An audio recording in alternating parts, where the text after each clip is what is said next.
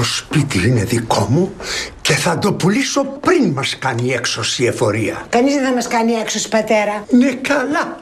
Κάτσε να καταγγείλει ο μικρός το μένιο στην εφορία και σου λέω εγώ για πότε θα μένουμε σε κοντέινερ. Αλήθεια τώρα, μπορούν να μας πάρουν το σπίτι? Βέβαια, αν ο προδότης καταγγείλει τον πατέρα σου στην εφορία. Καταφωνεί και ο Αρτέμις Μάτσας. Μαμά! Αρτέμι τον είπε, αγάπη μου, δεν τον είπα Γκιζέλα. Τις καταμάγια σου έχει κάνει. Καλημέρα σας.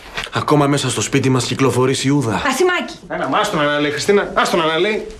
Πες μου, αποφάσεις, θα κάνεις, θα έρθεις μαζί μου? Γεράσιμε. Καλημέρα. Γιατί είσαι έτσι, εσύ δεν δουλεύεις σήμερα? Αφού είναι Κυριακή. Παρασκευή είναι, μπαμπά. Συγγνώμη, παιδιά, χίλια συγγνώμη. Πω είμαι χάλια. Έχω χάσει την αίσθηση του χρόνου. Ορίστε. Βλέπεις, έχεις κάνει στον πατέρα μου. Ψέμα δεν το κάνει, καλά δεν το βλέπεις, Χριστίνα. Έλα, μπαμπά. Πάμε να ετοιμαστείς να πας στη δουλειά. Μισό λεπτό, κόρη μου. Αγόρι μου, θέλω να σου πω ότι εγώ σε βλέπω σαν γιο μου.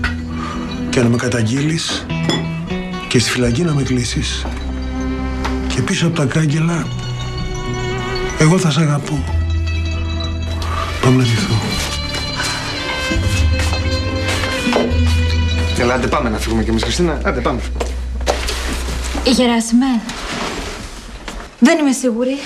Παρά, ανοίξω εγώ. Α, ναι, τώρα δεν είσαι σίγουρη. Άντε ρε, παράτα μας κι εσύ.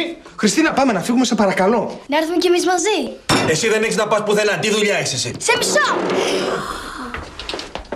Χριστίνα, Χριστίνα, ήρθε ο Νίκος να σε πάρει. Καλημέρα σε όλους. Καλέ, κοιτάξτε ποιος κούκλος μας ήρθε. Μαμά! Μαμούνια.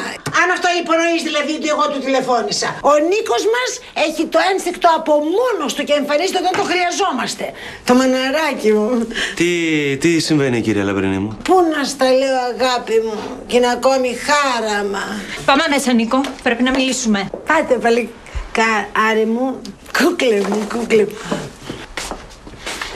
Συγγνώμη, αυτός ο Νίκος δεν είναι ο προϊστάμενος της Χριστίνας? Και όχι μόνο, είναι και ο πρώην της. Και ξέρεις τι λένε για τους πρώην? Τι λένε? Ο πρώην είναι σαν το λύκο. Στην αναμπουμπούλα χαίρεται.